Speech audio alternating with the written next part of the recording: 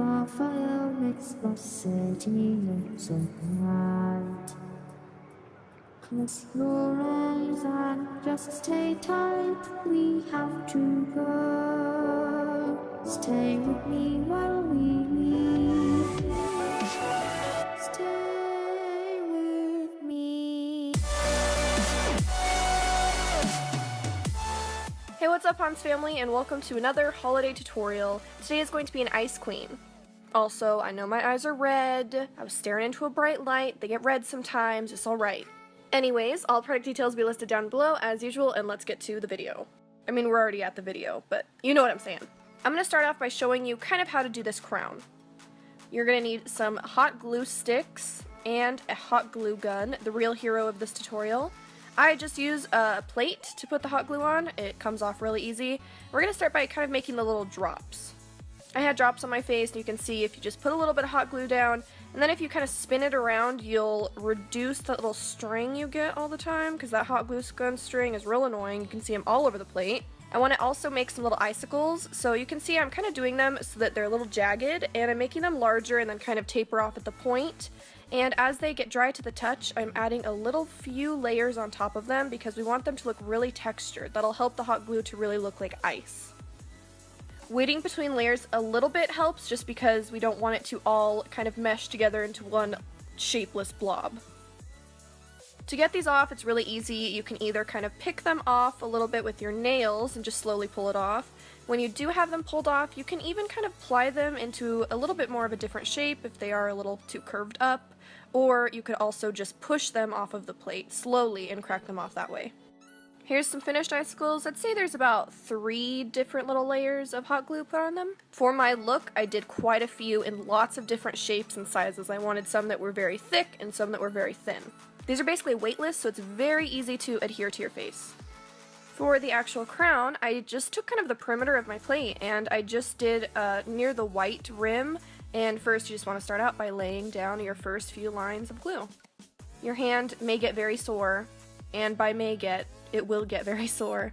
And I did quite a few layers first just for the base to start, and while that's drying, I'm going to make the large icicles that we're going to adhere to the actual crown we just made itself. You can see this is just a lot of layering of lines of lines of lines.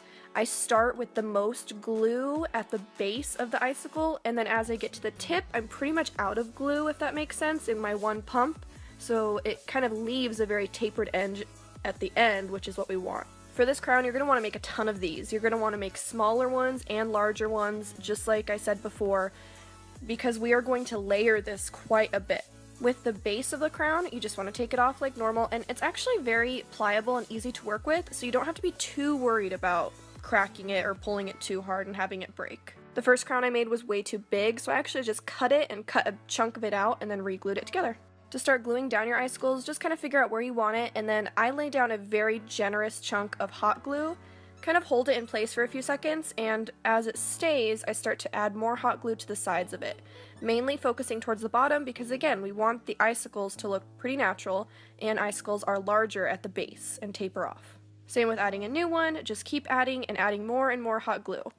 Think of if this actual crown was made of ice, it would be very thick in portions, and I just wanted to show you guys a general idea of how to do it. So with mine, I just kept adding and layering on, and you can even layer on extra glue afterwards to really give it that full effect.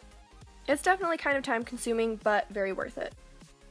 Now onto the actual makeup tutorial. I started with a primed face using my Benefit Professional, which is extremely dirty, but what else is new? Even though I'm already pale as shit, I wanted to be paler, so I'm taking the Anastasia contour kit in Fair, I believe, in one of the lightest shades, and just using a Sigma kabuki brush to buff that all over my face. I'm having a lot of redness on my skin right now. My skin is very upset with me, so I took a little bit of NARS Creamy Concealer and just kind of spot checked a few little red spots on my face and blended that out, but you could totally skip this step.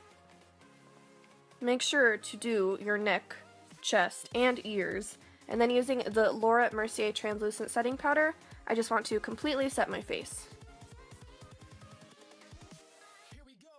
For the cheekbones, I went for Makeup Geek's Stealth and Bedrock eyeshadows using the Morphe G30 brush, and I just want to use this to first carve out my cheekbones.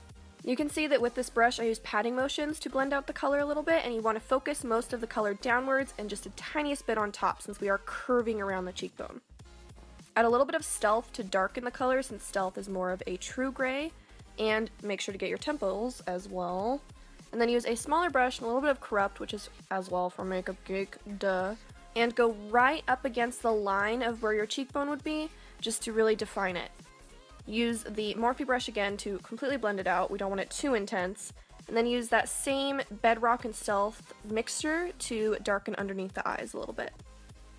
Prime your eyes with your favorite primer for eyeshadow. Mine is NYX's white primer. And I went ahead and did one eye because, you know, I gotta figure out what I'm doing. We're pretty much sticking with what we did for the cheekbones, starting out with Bedrock and making a little bit of an outer V. With this brush, I'm using a very, very light hand. This will help to blend the color out. Basically, you want to add the pigment down where you want it, and then slowly start to blend it out using a light hand. You can see with the smoky eye, I start adding more and more, and then adding more Stealth as I go. When you start adding a different darker color, you want to keep that darker color closer to your crease instead of completely blending it over that first transition color. For the inner lid, I added a little bit of Krylon's silver highlighter, which is absolutely amazing, and it's actually true silver. And then using a little bit of Tassel's ColourPop eyeshadow, I went over that.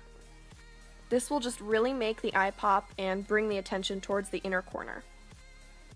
Make sure to use packing motions when using their eyeshadows because they do have kind of a cream-ish consistency. They're a little strange, but I like them. Pretty much doing the same thing for highlighting my face, nothing new here. Just taking the Krylon Silver highlighter that I used earlier, highlighting my cheekbones, nose, lips, you get the deal.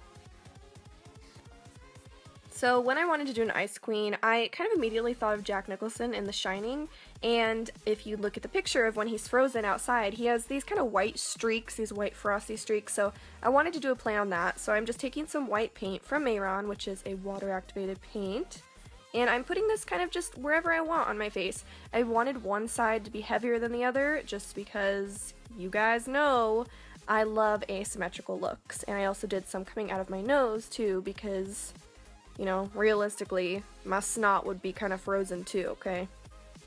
We also want to give it a very artsy feel though. Darkening up the brows with pretty much the leftover shadow that's on that brush, which was a mixture of all the grays and blacks in the world, and I want to really darken the inner corner of the brows just a little bit.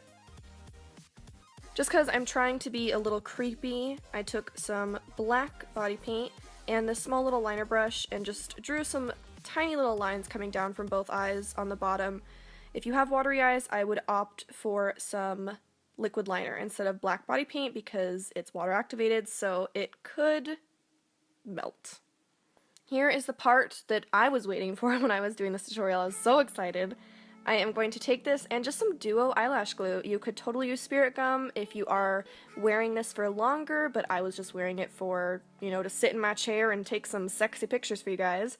So you want to add a little bit of the glue down, or spirit gum, wait for it to dry a little bit, get tacky, and then just add on the hot glue. I kind of went for where I wanted a bunch of water droplets on the sides of my face. I did focus more water droplets on the side where there's more white dripping down. But you can see I made some drops, I made just some tiny little circles, and I also put one a little bit in my nose. From here, I didn't know what else I was going to do, but I was like, you know what, I want one eye to look almost completely covered. So I added a few little icicles covering one of my eyes, and I have to tell you guys, if you do this, please, please be careful, or please do not have these have sharp points. The hot glue, they can be kind of sharp, so make sure that they aren't sharp near your eyes. I dropped these so many times, can't even tell you, and I just want to do a little bit on the other eye. Again, staying with the asymmetrical looks. Just wherever you think it looks good, do it. Make tons of these that you have plenty to play around with. I popped in some white contacts, and I'm using this My Beauty Mark Makeup Academy. They have their own lipsticks, and this is in Brit Brutal. It's a beautiful berry shade. I was looking for a color to wear, and I was like, yep, you're it. They are liquid lipsticks, so I'm just putting that all over, and then taking ColourPop's tassel that we used earlier and putting that in the center. Because, you know, gotta have frosty lips too. Taking a little bit more of the mixture of Stealth, Bedrock, and Corrupt just to contour my jaw a little bit. Making sure to pull the color all the way down my neck. pop on your wig and your crown and you're all done. I hope you guys liked this tutorial. This was super fun to do. I used to make shit out of hot glue in high school, so I'm so glad I got to do this crown. Please subscribe if you haven't already, and let me know what you guys think down below, and I will see you later. Bye!